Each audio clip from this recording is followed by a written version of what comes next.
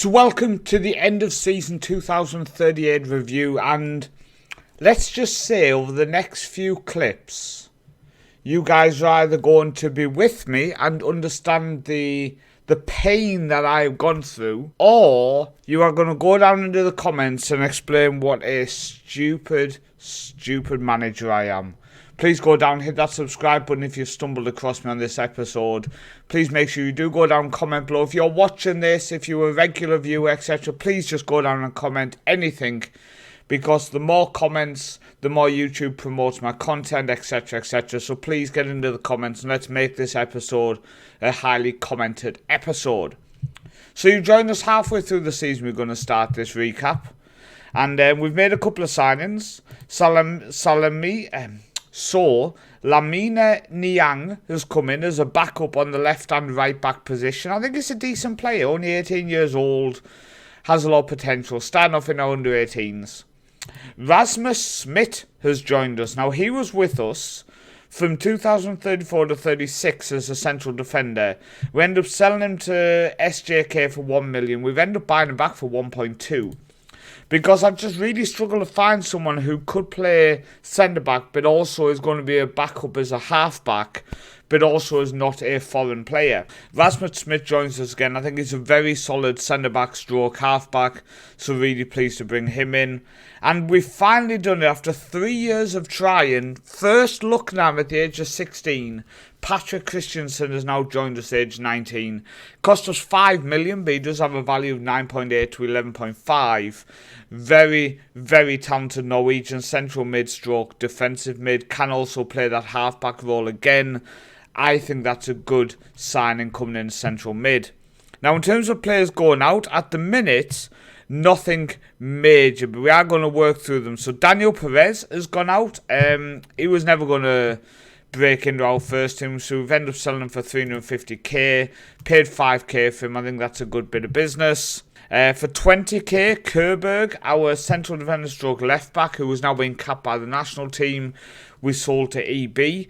They wanted him, and in general, I wanted to help a club in our league. He was never going to get in our first team. Jordi Ortiz has gone out. I think we paid, was it 5k? No, it was 42k for him. Played for our B team for a few years, sold for 850k, rising to nearly $1 million. Valger Johansson has gone out on loan to KI. Hopefully he can score some goals there. And Jerhus has gone out for 1.5 million. Again, wasn't even close to the first team anymore. So I think that's a good bit of business there. We paid $500,000. We had 3.5 seasons with him at a club to use him. End up selling him for 1.5 million. That's not bad business for a 30-year-old player. So in terms of how the league is looking, we've played 15, won 14 and drew 1 so far. Only defeat away to TB actually, who are a decent side, but we shouldn't have lost. It was a bit weird. The positives are we won the Super Cup again, this time beating EB. For the first time in a while we didn't play KI. Beating EB, 2 goals, Bjørhag and Neves both on the score sheet. Remember them names. So in terms of the rankings, we've actually dropped as a club to 76th in the European club rankings. We haven't had a couple of successful years really. We did get Champions League, but then got battered in some games. So I do understand. Our league has moved up into the top 30 now, ranked 29th. So really, really pleased with that. In terms of the coefficient ranking, we're still in 24th. We do next season, at the end of it, have a 3.25 season going. So as long as we can get a better than 3.25, we're going to be in a good position. We still rank 24th. At the end of this season, we would have 21 points if nobody gained any points, which would mean we actually go one place up, overtaking Israel. So we're not in a bad position. I think we are closing in on that top 21, 22 places. The jump after that is quite significant, so I do need other clubs within our league to actually step up and help me do that. So the save file I'm loading now is basically titled Effing Everyone. You're going to see why. So you join us here now. We're 18 games in, won 17, lost 1. We're looking very strong in the league this year. We're doing decent in the Champions League. You can see they will just beat Slava Prague, but we'll reveal that soon. Now let's go into the transfer, shall we? So in terms of players coming in, we'll do that first. Couple of players added. Turo Okarinen comes in on a free transfer. 17-year-old Finnish player. I think he's a decent player. He's another player who maybe won't be good enough for our first team, but maybe coming into the league, he'll then move on to other clubs within our league. And also coming in is Jostein Rigsæter. I think this guy is a very solid player. 18 years old, Norwegian, can play striker, behind the striker, or on the wing. Mentally fantastic, good balance as well, physically wise. So I think he's just a really solid player. So I think it's a good deal. We paid 3 million for him, which maybe is a bit steep. It's on the high end of his value. But he's going to be one of them players, I think, who just steps up. Like Midtskogen we have on the left wing, who, when we signed Midtskogen, he's been rested. There he is. When we signed Midtskogen, attribute-wise, isn't the world's greatest, but he's playing pretty much most games now, playing in the Champions League. He's one of our best players. Paid 1.6 for him. First season, never really stepped up, but then after that, you can see averaging 7.5, basically. Very solid play, and I do think this new guy could be the next Onne Midtskogen. But in terms of it being titled FNF1, we've sold a lot of players, and it wasn't by choice on some of them. So first off, Eric Wabugiri. We signed him for £48,000. He played one game for our B team and we sold him for 825k. So there's the sale. Also, after this, we're going to look at the clauses, so just brace yourself for that. The next player to go was someone on loan, Nystrom. Then we sold Simon Fall to Leeds for 1 million. Bit upset now, he's now valued between 19 and 27. He just never performed for us. So I end up just wanting him off our wage bill. And I feel like we might have made a mistake selling him for that there. Devaldo Neves, our top central midfielder, has gone to FC Copenhagen. We paid 1.2 million. We've sold him for 1.5 million. Stay tuned for the clauses before you start shouting at me. The next one, Juan Patino, again, played just for our B team. Never broke into the first team. We paid 99k. Sold for 325k. The next one, Barrero, one of our strikers who, again, never broke into the first team. We paid how much did we pay for him? We paid 400k to sign him. He played no games for us, one game for our B team. We loaned him to FC Northland, where we got quite a bit of money. And then we've just sold him for 775k. And finally, this is a bit upsetting. It's not finally, we actually have more going out before the season ends. Northman Talon, our goalkeeper. This is upsetting. We paid 1.5 million, had him for a couple of years, sold him for 2.5 million. Now, clauses. Let's go through this. So, Barrera, who we sold for 775k, also has a 50% of next transfer fee in there. We have Diose. And we're going to get 300k after the next 12 games he plays for them.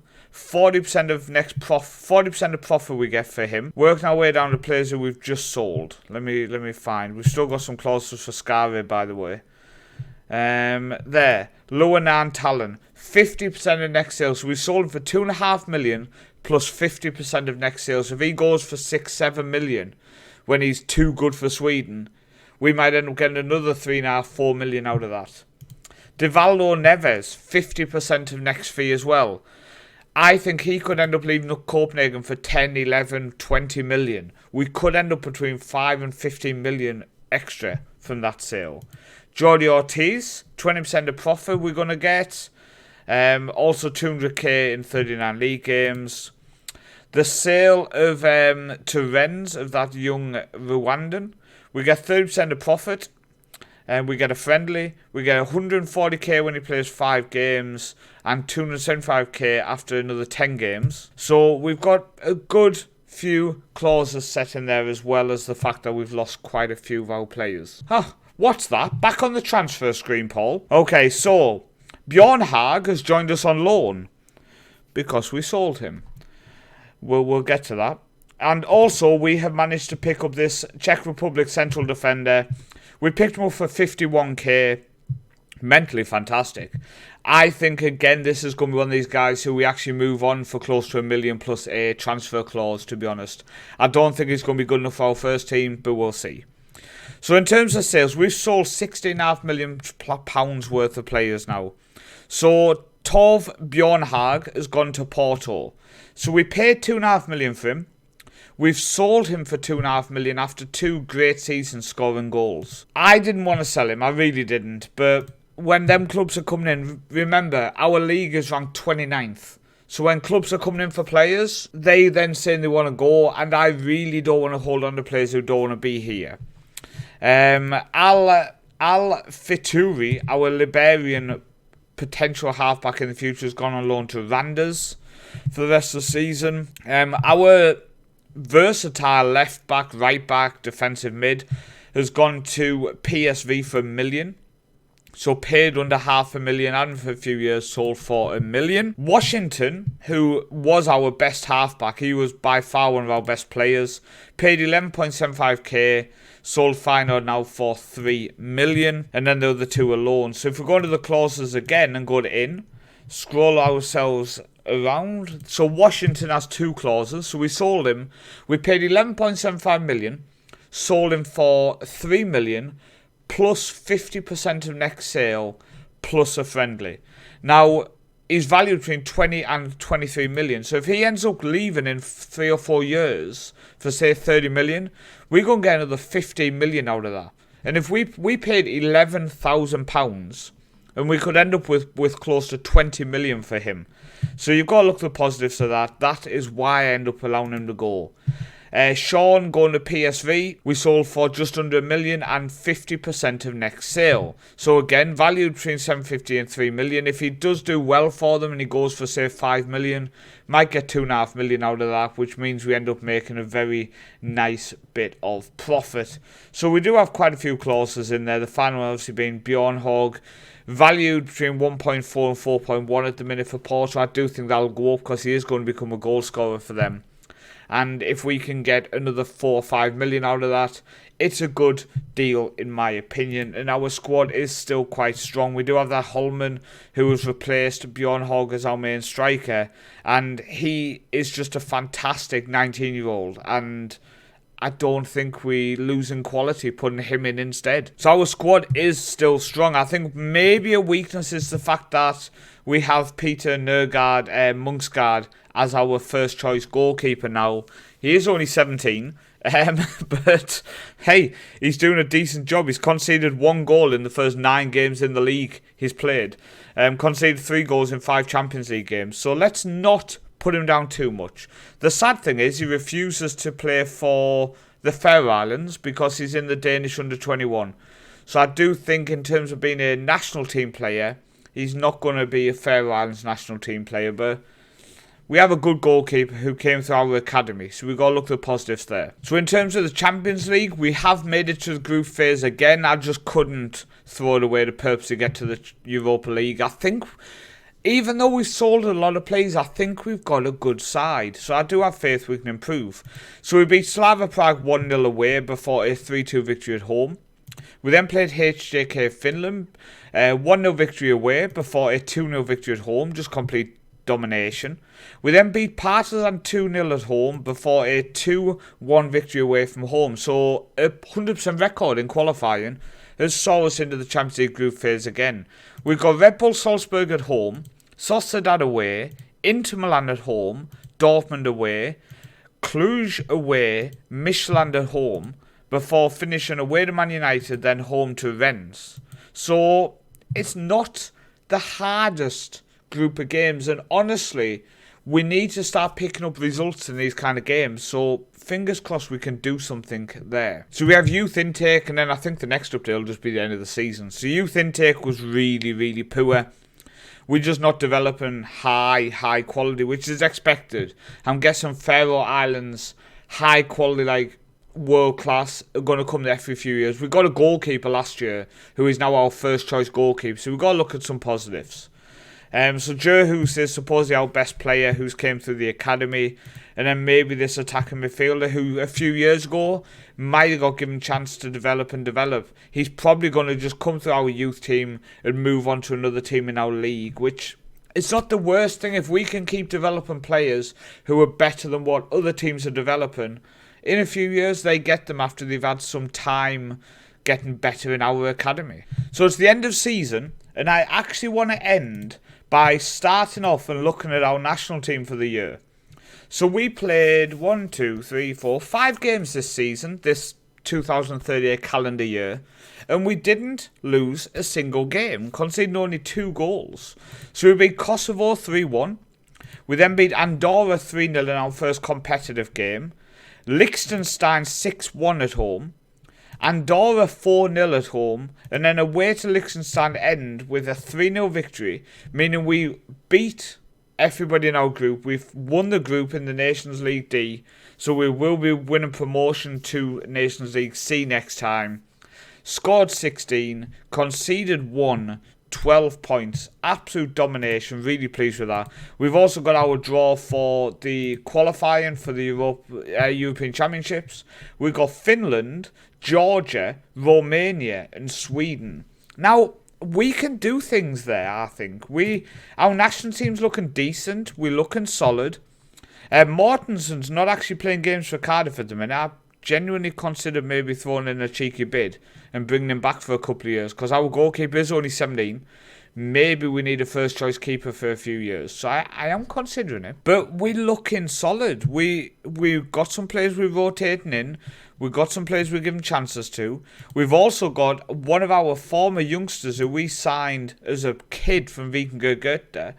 After playing now B team for a few years and going off to TB, he's now one of the national team backup goalkeepers. So fair play to him for making a career for himself, basically. But we're looking solid. This is a player who's now become a national team player. Came through the Danish system. After being playing at EB for a few years, he's now a Faroe Islands national team player. We just looking decent. Another player I've been looking at is our youngster we obviously picked up for next to nothing, 110k. We overpaid. Sold him for 3.6 million. He's now not playing for Augsburg. So I'm thinking as well, should we look at bringing him back? Should we try to see if we can secure him, bring him back to the Faroe Islands League? He's still only 23. He would be a first choice player, I think. So it's an option. It's an option to consider over the winter period. But I'm pleased with the national team. We have now gone up to ranked 132nd. So we are doing good. We are our highest ranking in a long time. We're looking decent. I'm genuinely pleased with how the national team is going, and it's been a successful season. So moving on to AB. So we do move into our new stadium at the end of this month, so I'm looking forward to that. 15,000 capacity for 2039 is going to be a very exciting season to look forward to. Domestically, we won the league, which I was really pleased with. We did really struggle with trying to again rotate when we had big Champions League games, when we only had 2 days between. We ended up drawing 2 games, away to Vikingur Göta and away to Vesta, 1-1 and 2-2. Losing 2 games, well, we lost to KI 3-1. We actually put a strong side out. It was just after the cup final, I think it was. And yeah, we just slipped up. It was just a bad day at the office, I would say. Now, we did win the cup 2-1. Gustav finished top goal scorer in the cup, by the way. Sorry, top assists. I always say top goal scorer, look at that one. But really nice. So again, the treble, that's 3 years in a row now we've won the treble. We are starting to get a grip of the domestic league, even though other teams within our league are looking strong. Now, I guess what we should quickly do is see, did anybody make it into Europa League group phases? So, unfortunately, KI went out in the 3rd qualifying round. If we look at Vikingur Göta schedule, they went out to Hertha Berlin in the 3rd qualifying round of the Europa Conference League. And I think it was EB. If we go to the stages and just check last season, I think it was EB. Yeah, it was EB who came in 2nd place, automatically qualified for the Europa League. They went out there, then they went straight out to Club Brugge as well. So one of the issues we've got is our teams within our league are still not successful in Europe. Now, in terms of how we've done then, ending 2038, at the minute we've got 4.875 points this season. So we're looking strong, 25.875. So we are going to overtake Israel. No teams behind us are going to catch us. You can see here a big jump for Kazakhstan. But no teams are going to overtake us. We are quite close to catching Switzerland as well. So potentially we could have a good couple of games after the break. If we could beat Man United and Rennes, we could potentially overtake Switzerland, I think. But we've looked decent. So let's check out the Champions League. So here we go with the Champions League games so far. So we played Red Bull Salzburg and got 1-1 draw. 91st minute draw, by the way. We were the better side. We dominated. We went to Real Sociedad. We lost 2-0. We just didn't turn up. We then played Inter at home and drew. Well, I say at home. We obviously rent in a stadium. What's annoying is they have 500 seats and then 380 standing. They can use it, but when we played our stadium, we can't use standing. We have to only use seating. How's that fair? But we got 2-2 draw at home to Inter. We lost 3-0 away to Dortmund, but we then drew away in Cluj, and we've just beaten Midtjylland 2-0. So we've actually lost 2 games, won 1, drew 3. So we're not doing too bad, to be honest with you. We are in 28th. You can see us here over my head. So 28th players, 1-1, beaten Midtjylland, drew against Cluj, Inter and Salzburg, losing to Dortmund and Sociedad. Now, one thing I did notice was Stoke City were in the Champions League. So I had to go and check it out.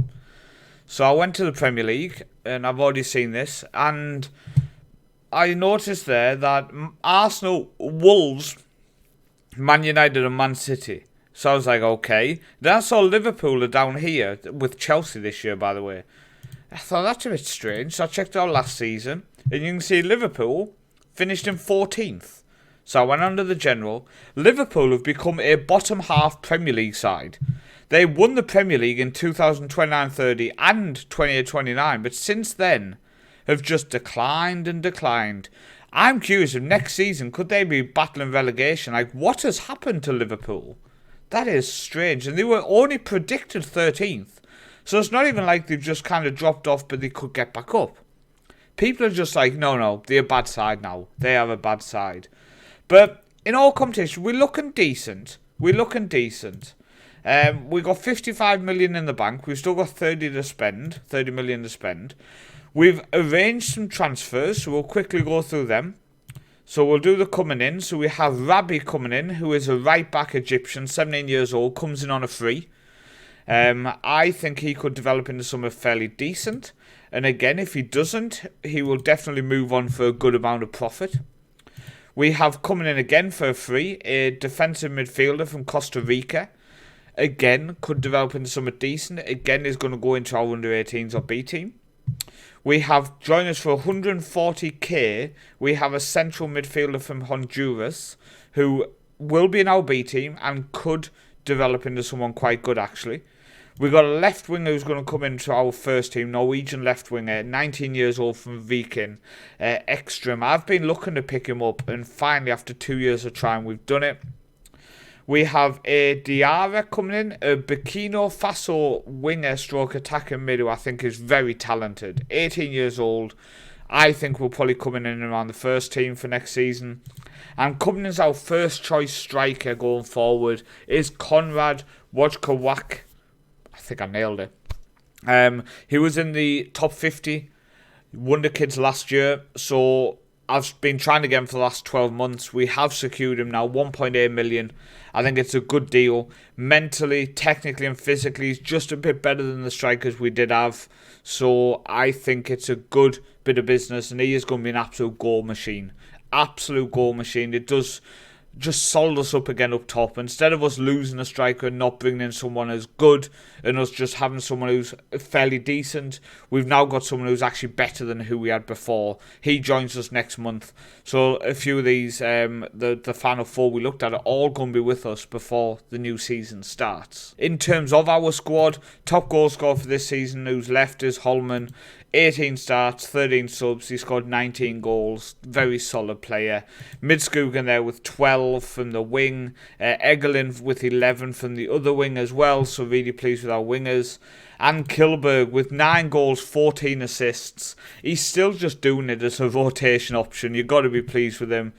And then Mishan there with only 8 and 24. He's still just not doing it, and he might end up dropping back to central mid as probably a central midfielder on support, because it's the position we played. The minute Chavez is playing in there, who at the age of 18 is just a very, very solid player, but I think we need to find someone who could play in this attacking midfield, and maybe we play a shadow striker. Maybe. I'm torn what we're going to do, but I do think that Mishan, who has been injured at the minute, 12 games in the league, only 5 goals and 1 assist. He's just not been good enough. Considering his ability, when you look at his attributes, his ability is fantastic. He's just not been good enough. He's just not been good enough, to put it as simple as we can. So we'll see. Maybe he'll drop back into midfield support and we'll look to play someone in this attacking. Maybe Kilberg will just come back in because he guarantees goals and assists. But maybe we need to look at somebody else who maybe could do it. Maybe we start playing a shadow striker. Maybe someone like this Rigset could play as a shadow striker here. Maybe he could do the job. He would be a goal scorer from that attacking mid. I'm not sure. But next season, that is a position I want to try to look to improve, to be honest with you. We need to see what we can do. In terms of the rest of the squad then, we won the second tier again. That is just our division now. 126 drew 1. Top goal scorer was Ronnie Samuelson, who we are actually selling. He is going to be going, it was to Vikingur Goethe for next season on loan. He's been on loan to them this year. So we're going to let him go on loan with an agreement to sign, just because I think he needs that first team football more and more. And Hujgaard, who I have agreed on a new deal, is going to continue in that attack midfield position. 22 goals from attacking mid. Could be an option for the first team next season. I'm unsure. We need to fix the attacking midfield position, and I think I am pushing towards Kalberg, just because when he did play in that attacking midfield position, he was always getting 15, 18, 16 assists, 20 assists. And it's only when he started being dropped off and not used as much, his goals and assists have dropped, but he's still better than the guy who's playing ahead of him. Now, attribute-wise, he's not the best, but if he is doing the job, we need to use him. So it's a tough one, isn't it? But for 9k, he's just been a beast, hasn't he? He's just been an absolute beast. Let me know what you think. What would you do to this squad going into next season? But yeah, we're looking decent. Finally, just the last thing to look at is our youth team. We won the title again as well. 120 drew 4, lost 3. Our youth team's nowhere near as good as it was. Mainly due to the fact that quite a lot of our young players have ended up moving on or playing our B team. And a lot of the youngsters we signed moved straight up into the first team. I mean, maybe Nuragard should have been playing for our youth team for a little bit longer, but we needed him up in the first team. So maybe I do look to bring the national team keeper back to the club. But let me know what you think going into the new season. What would you change in my squad? Thank you for watching. I really do appreciate the support on this series. The views I'm getting on this series are just mental. So thank you. I've been Paul, also known as the Northman, and I'll see you next time.